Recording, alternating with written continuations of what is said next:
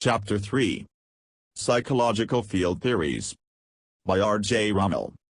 We have taken one of the simplest examples of the reflexor and attempted to apply stimulus-response concepts to it. In trying to do this, we have discovered that we do not know what the stimulus is unless we know what the response is and what previous stimuli and responses were, and that, as a matter of fact, we need quite a good understanding of the transaction in order usefully to call anything the stimulus. Charles Slack, Feedback Theory and the Reflexor Concept, Modern Research for the Behavioral Scientist. At the outset, I must point out that field can mean two things: a region of space, such as psychological, social, cultural, or linguistic spaces, within which things are located as a function of space-time coordinates, or the area in which a force operates. The latter presupposes the former and adds to it the notion of forces spread continuously throughout the region. I will call the former view a spatial theory and the latter a field theory. It is helpful to keep this distinction in mind when considering psychological and social science perspectives, approaches, and theories, for what is called a field is often meant as a particular space, as in Arthur Bentley's or in Pitirim Sorokin's work. In this and in subsequent chapters, I will limit my survey to self-professed field theories of humankind, or such applications, or studies clearly involving a field perspective. This will eliminate from consideration many spatial theories, such as those of Osgood, Sorokin, Parsons, Cattell, and Bentley, or theories of social gravity and of social distance, but not those spatial theories explicitly meant by their authors to be field theories, such as Quincy writes. Perhaps we can most appropriately begin this discussion with psychological fields, particularly as proposed in Gestalt theory, and move to Kurt Lewin's work, with which field theory has become most associated for social scientists, and then to his successors. Subsequently, I will consider social-cultural fields and Ushanko's field of power. This review is not a comprehensive survey. As such, my purpose is to exemplify the use of field in our attempts to understand ourselves, particularly as these attempts create insight into the nature of our intentional field and its eventual bearing on violence and war. A picture is enhanced and its central figures better seen against the well-constructed background. These chapters in Part 1 of the dynamic psychological field comprise such a background. 3.1 The psychological background. To medieval philosophers, our inner being was an arena of conflicts and inconsistencies between the spirit and the flesh, between the forces of darkness and of light. Moreover, we had our own inner nature which was innate and unaffected by experience.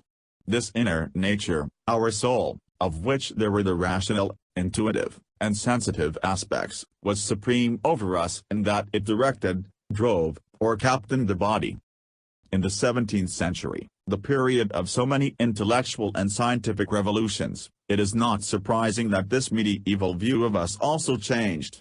First, Descartes introduced the radical idea that the mind and body interact, that the soul, which Descartes limited to a thinking function, was co-partner with the body, which is a machine. The mind receives sensations and the body reacts to them. In this, Descartes was the first to explicitly develop a kind of a behavior reflex theory. 2. Descartes' radical perspective was carried to its limits by Hobbes, who proposed the psychological empiricism which was later elaborated by Locke, Hume, and James Mill and flowered as the dominant orientation of British philosophy. In short, Hobbes argued that sensations comprise particle motion in the brain caused by external objects. Moreover, the physical contiguity of these effects gives us our association of ideas. And motivation, which is basically to avoid pain or seek pleasure, results from the motion of external objects moving to the heart. Behavior and cognition are thus the effects of external reality. We are a passive automaton moved about by material forces. Locke precisely articulated this view in an essay concerning human understanding and put psychological empiricism on a firm basis, clearly using Newton's then impressive physical system as a model. For the basic units the mind employs in thinking, like Newton's particles, were ideas, which could be simple, those derived directly from experience, or complex, those composed of simple ideas. These ideas attract and repulse each other, and the resulting configurations comprise our knowledge.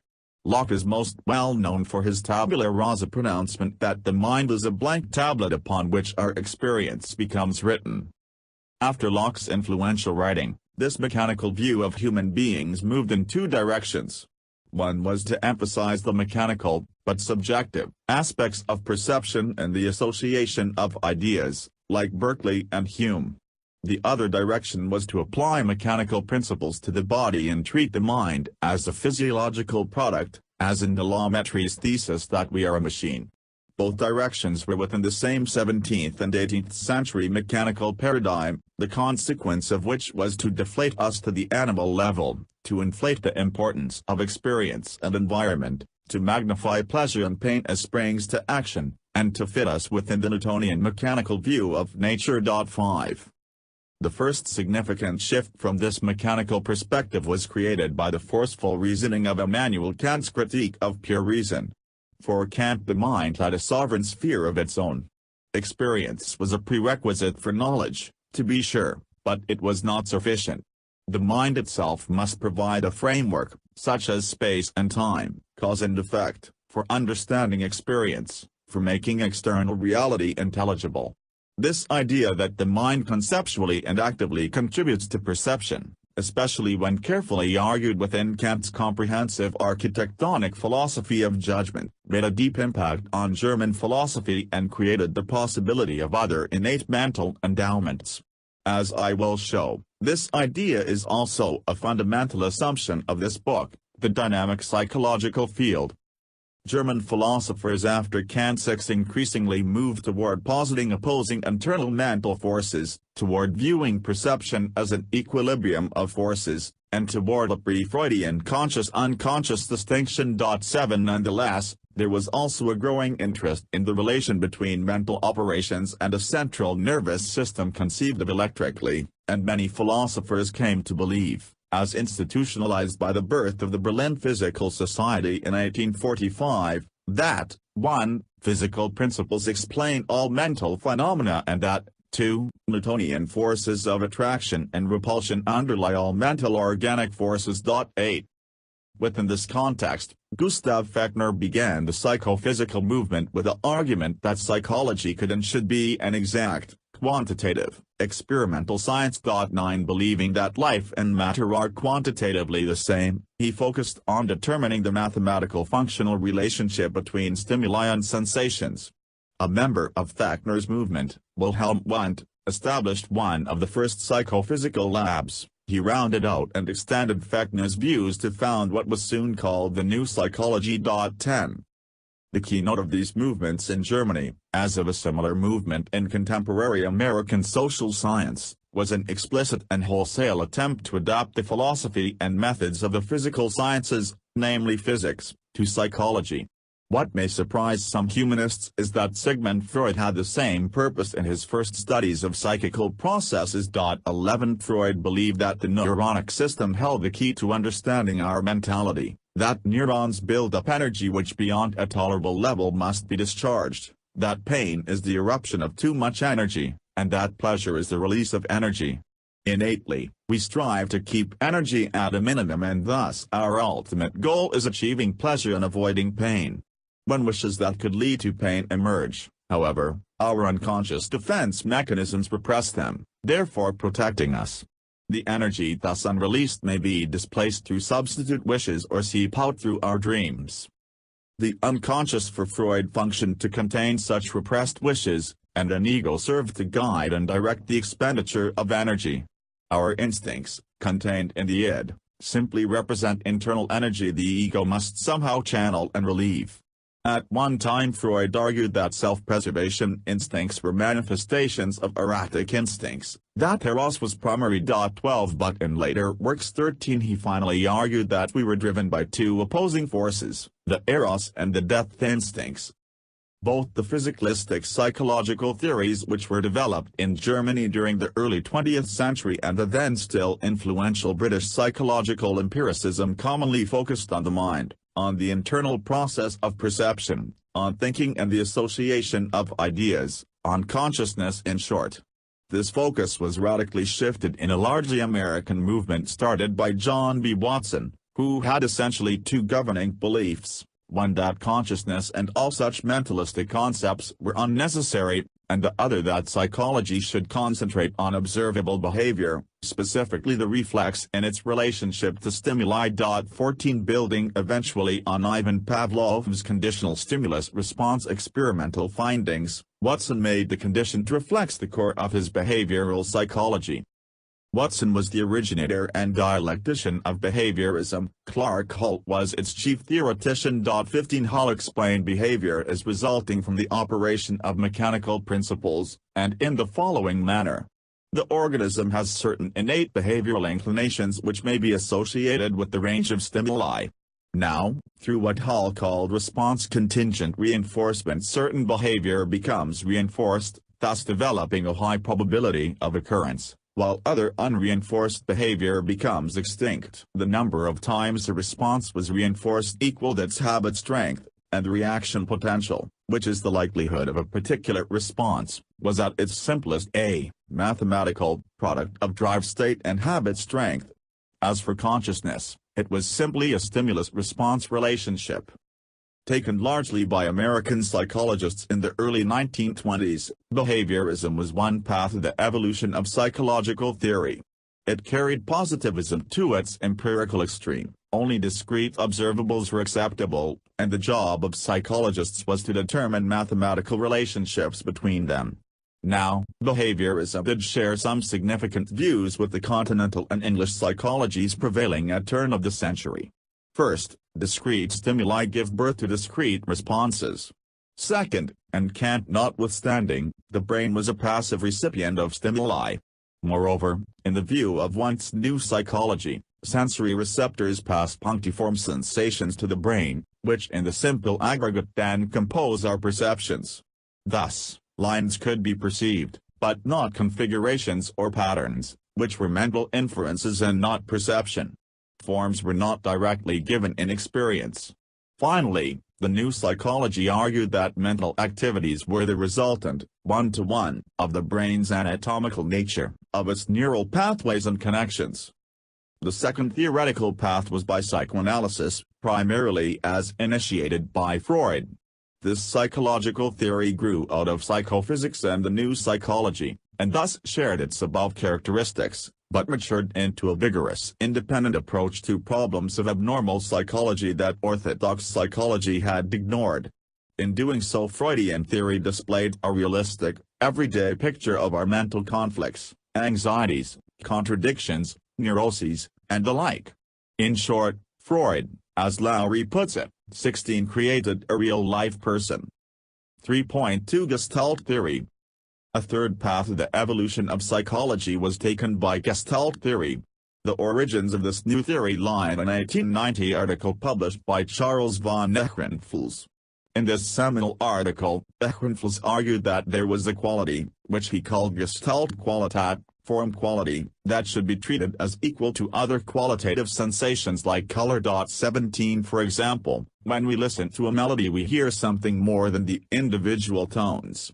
This something more is what gives the melody its particular quality, a quality as real as the tones themselves, a Gestalt Qualitat. Although some research was subsequently done on the properties of Gestalt Qualitat, an unfortunate early connection with vitalism hurt the development of Gestalt psychology. Not until the writings of Max Wertheimer 18 differentiating Gestalt psychology from vitalism and mechanism in the later work of W. K. Ohler 19 did Gestalt psychology flower. Subsequently, considerable research has been done on the Gestalt Qualitat, especially affecting perceptions, and the movement has had considerable impact on psychology, psychoanalysis, and social psychology, especially through the work of Kurt Lewin. Many of its principles now underlie much contemporary psychological theorizing, such as with cognitive dissonance and systems theories. Let me now focus on these Gestalt principles. 20 The keynote principle, appearing throughout the Gestalt literature, is that there are wholes with real properties beyond what is contributed by the parts composing them, that is, there are wholes that are greater than the sum of their parts. Moreover, in such wholes, The parts will be interdependent and take on significance by virtue of their role in the whole. 21 Such is the first principle. At the time, this idea was a remarkable philosophical departure in psychology, for the dominant orthodoxy emphasized discrete units of stimuli, reflexes, neurons, punctiform sensations, and such, which were thought to be the building blocks of behavior, consciousness, perception. A second principle was that within us there occurs a dynamic organization of process, that is, there are distributions of energy under a stress relieved only by transforming the distributions to an equilibrium. Now this energy level is a result of the Gestalt, the form or structure of the sensory field.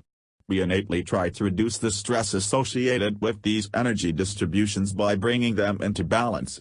This is called the tendency toward pragnance. 22 And involves the disposition to minimize the mental energy level by transforming sensations into the simplest and most regular arrangement in a total sensual field. 23 Internal dynamics, however, may relieve the stress produced by stimuli. Then we unconsciously behave so as to balance the distribution of energy in the sensory field. 24 The sensory field's organization is itself a force toward behavior, which remains until pragnance is achieved. There is therefore an interplay of humankind and environment, an active involvement of human beings in their perception, a reaching out to the outer world to bring about greater order. A third principle of Gestalt psychology is that consciousness is isomorphic to the brain's underlying physiological nature. 25 Mental activities are but phenomenal manifestations of physical processes. In this principle we see Gestalt psychology as a continuation of the philosophy of psychophysics and the new psychology, with the difference being that the Gestalt model was based on physical fields rather than on Newtonian mechanics. Let us take a closer look at how the field notion was employed. 26 Stimuli trigger the inner dynamic organization of process within a force field. If these forces are in equilibrium and not upset by new stimuli, then stimuli and perception correspond. However, if the forces are in disequilibrium, a field process alters perception in a direction to bring about an equilibrium manifesting pragnance. In fact, all psychological phenomena, a hypothesis that some psychoanalysts have not overlooked. 27, are considered the effects of this dynamic process. The corresponding energy field is spread continuously throughout the brain and is not localized in neural pathways and connections, as for orthodox psychology. For this reason, form qualities can be directly perceived, rather than inferred from punctiform sensations. Because of the field's continuous character, processes in one region of the perceptual field influence processes in another. There is then a dynamic relationship among perceptual processes, and the resulting overall perception depends on their relative properties within the whole field. Thus, we discern clusters of objects amid a diverse collection. Thus, we turn random shadows at night into people or animals. Thus, we perceive an object as being smaller or larger than another depending on background. Each Gestalt is a field within which lines, forms, relationships are mediated and influenced, much like a landscape painting is a field within which mountains, lakes, trees, clouds, sky, and colors take on their sensory properties as parts of the whole. 28 Change one part of the field and the whole itself is altered. In sum, then, Gestalt psychologists argued that the brain's field distribution of forces determines perception and behavior. 29 Clearly, this field was an imported physical model, but it was still a solitary approach to psychological processes. Where psychological empiricism and the new psychology emphasized discrete units of sensation, simple ideas, and insisted that form was either a complex of punctiform sensations, discrete sensations, or an inference from them, Gestalt psychology asserted that form organization was directly perceived. Where the prevailing view was that energy, excitation, was transmitted along discrete paths in the brain, Gestalt psychology argued that energy forms a continuous field. Where the new psychology assumed that the brain processes were isomorphic to stimuli, Gestalt psychology assumed that the isomorphism was to perception. Where perception was passively portrayed, accepting Freudian psychoanalysis, Gestalt psychology made us an active participant. where psychological empiricism and the new psychology emphasized stimulus perception response, behaviorism keynoted stimulus organism response, and Freudian psychoanalysis linked stimulus energy level and distribution response. Gestalt psychology proposed Gestalt field conditions response, where the dominant orthodox mechanistic view, even of psychoanalysis, saw the whole as simply comprising its parts. Gestalt psychology saw the whole as more than the sum of its parts. And finally, where other psychological theories looked to Newtonian mechanics for their model, Gestalt psychology was the first and is still the only coherent psychological theory to use physical fields as an analogy. 3.3 Kurt Lewin. Field theory in the social sciences has become indelibly associated with Kurt Lewin's name.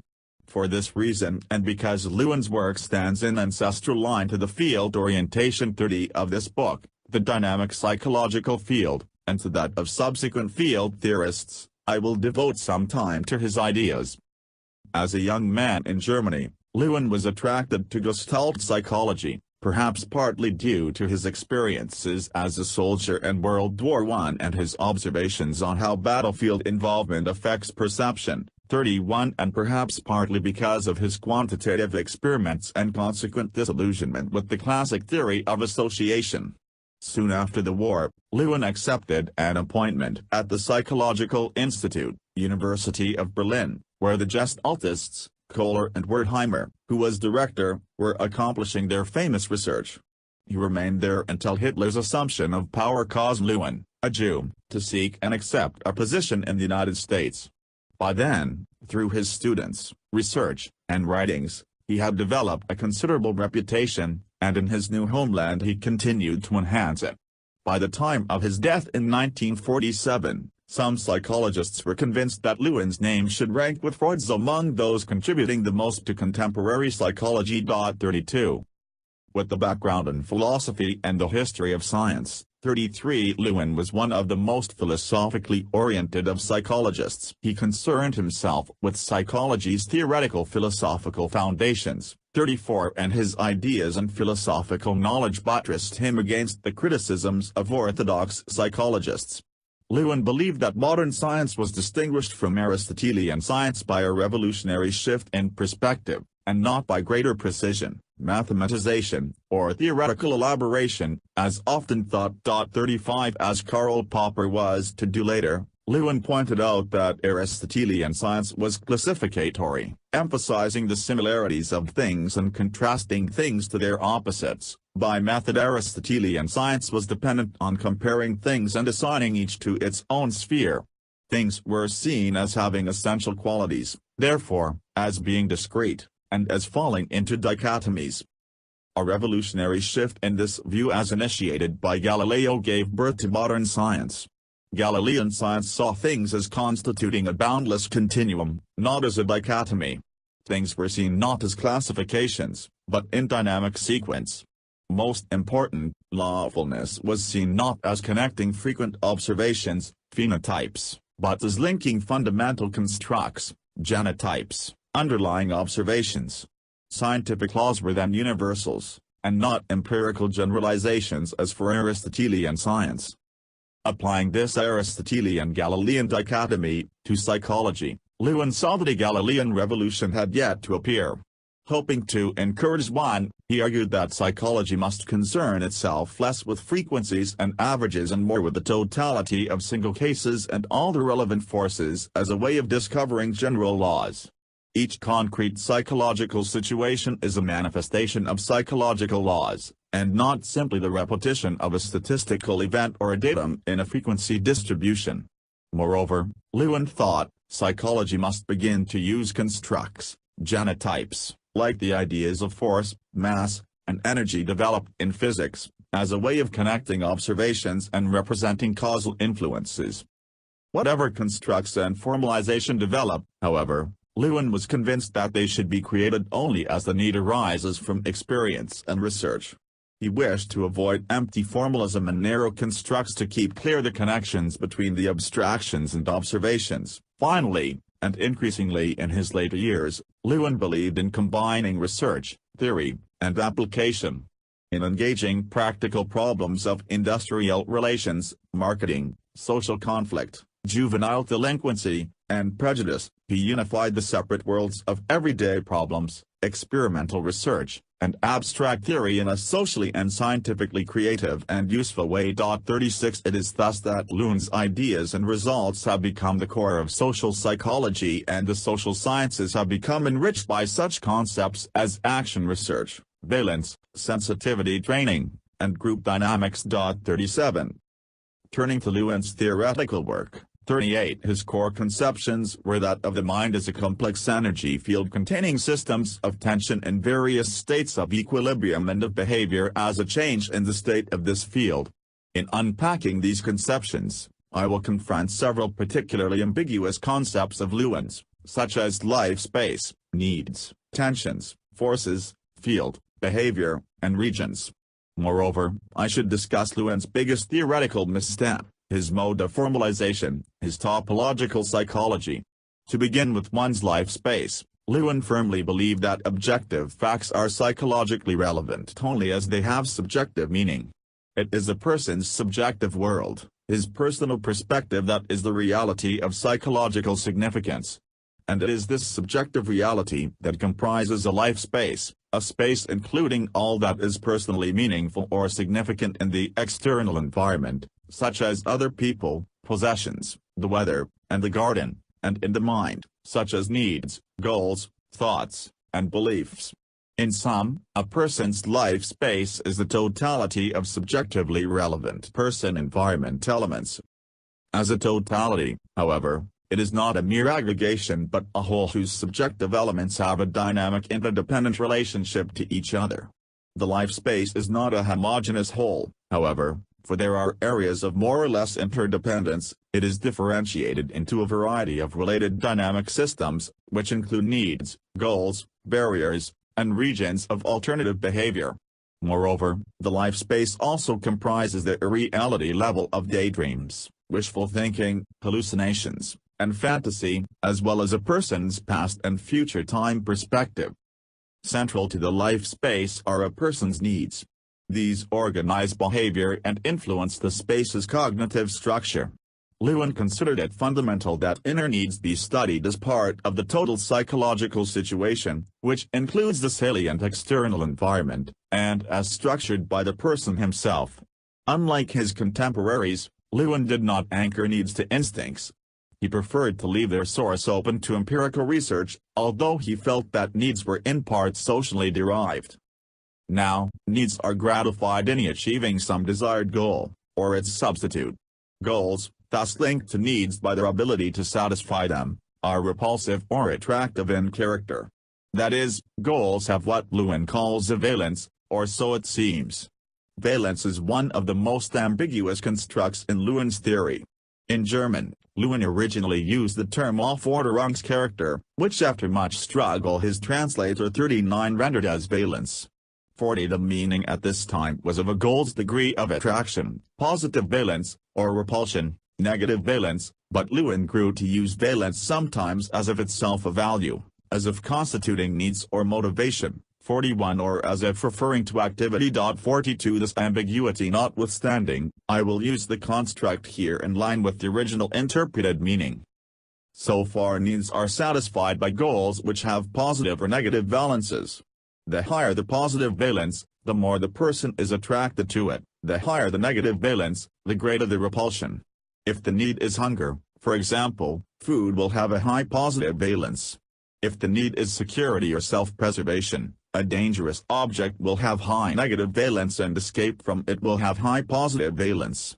We try to move either toward or away from that which has high positive or negative valence in our life space.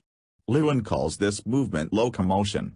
To be clear, this is a subjective action such as mentally moving toward a deduction, or moving toward higher status, or away from fierce thoughts. Of course, the subjective movement may have physical correlates. Movement toward food may involve opening a refrigerator or going to a restaurant, for example, but the movement is still in a person's subjective life space. 43. Locomotion, however, may be prevented by a barrier of some sort, such as the goal of candy for a child being blocked by a fear of her mother or the goal of a college degree thwarted by a language requirement. A barrier, therefore, may be some perceived for physical or subjective resistance to locomotion toward a goal. This brings us to tension, one of the most important of Lewin's constructs. For Lewin, interpersonal reality is a field of tensions of energy in various states of equilibrium and processes of discharge. 45 These tensions spring from our needs and are increased by any barrier to discharging the motive energy resulting from them. Thought and action themselves arise from the energy comprising this psychic field of tension. Schematically, needs, cause, tensions, cause, intentions, cause, goals with positive valence, cause, locomotion toward goal, cause, achievement of goal, cause, discharge of energy, cause, reduction of tension. Conscious intentions thus manifest our inner tensions and will direct our thoughts and actions to achieving some salient goal. At this point, I can mention Lewin's force construct. He conceived of several different kinds of forces, such as driving forces causing locomotion toward a goal, restraining forces resulting from barriers, and induced forces corresponding to the wishes of others. 46 Lewin focused on driving forces, but never did a careful analysis of the meaning of forces. He left it to context and use for their definition, which unfortunately often implied inconsistent meanings. 47 With this in mind, the best interpretation of Lewin's driving force is as the inner drive created by need and associated with the valence of the corresponding goal. Need leads to tension, which leads to valences being attached to a goal, and then to a drive, a push toward that goal, for positive valence. Force has direction and magnitude, strength, in the life space, and locomotion is along the direction of the force. Thus, force is a psychological vector and was so represented by Lewin. Now, when a force comes into existence, a person will either move in its direction or change their cognitive structure, such as by reinterpreting a goal. 48, equivalent to such locomotion. Therefore, a driving force depends on three psychological facts: the inner need, the nature of the corresponding goal, and the psychological distance, or different activities, to the goal. 49 For example, the force on a person toward eating pickled pig brains, if in his life space, is a function of his need for food, hunger, this food's positive or negative valence, and the number of different activities required to eat it. For some, pig brains may be delicious and thus little force is required to move them toward it. For me, only near starvation could bring this about. We have finally accumulated enough conceptual baggage to safari into Lewin's field. Lewin sometimes makes field synonymous with the whole life space, field then being a genotype underlying the space's subjective manifestations. The most consistent interpretation of his meaning, however, is that field refers to energy localized in systems of tension associated with forces driving and restraining a person in his life space, energy that may increase or decrease as a person locomotes within space, such as the increase in force toward a goal when a person is subjectively approaching it. The forces are adjusted and oriented among themselves by means of the valences given different goals. The various tension systems within us, such as needs for security, sex, and food, themselves tend to equalize, to distribute energy to other systems. The person's life space can be considered a medium in which energy moves with moderate fluidity from one tension system to another. Thus, if goals are not achieved, tension systems in time become equalized. 50. The field of tensions, energy, and forces is dynamic, with force and tension systems being mutually altered as goals are achieved, needs grow, barriers emerge, and forces resulting from other people develop. Within this interplay of forces, tensions, and goals, some tension systems and forces may be in a quasi-equilibrium, a slowly changing balance. For example, our job as a goal toward which we locomote each day may have negative valence, while the wages we thereby receive may be positively balanced. Our relevant behavior then represents a quasi-equilibrium between the resulting and opposite forces. If the job becomes subjectively more repulsive for us while our wages increase, and we cannot change jobs, then the inner tension associated with these forces will increase while equilibrium is maintained. Of course, this high tension may manifest itself in ulcers, aggressiveness, and the like. Within the context of this field of tensions and forces, Lewin specifically defines goals. A goal is itself a force field of a particular structure. It is a distribution of forces in a person's life space all pointing to the same region. If a goal is so defined, then what are values? Unlike goals, they are not force fields but rather that which induces force fields. Values determine whether the valences associated with goals are positive or negative. 51 Thus, that I value it so little as a food gives pig brains negative valence for me. Where does behavior fit into all this? Axiomatic to Lewin is the formula that behavior is a function of person and environment. By environment Lewin means a person's subjective life space, and in this sense Lewin is saying that a person's behavior depends on his total subjective situation. And in the context of Lewin's field interpretation, it follows that behavior is then a change in the field of tensions and forces. For behavior is either locomotion toward or away from goals in the life space, and this movement changes the constellation of coexisting forces or tensions. It is crucial that behavior be understood as referring to locomotion and not necessarily bodily activity.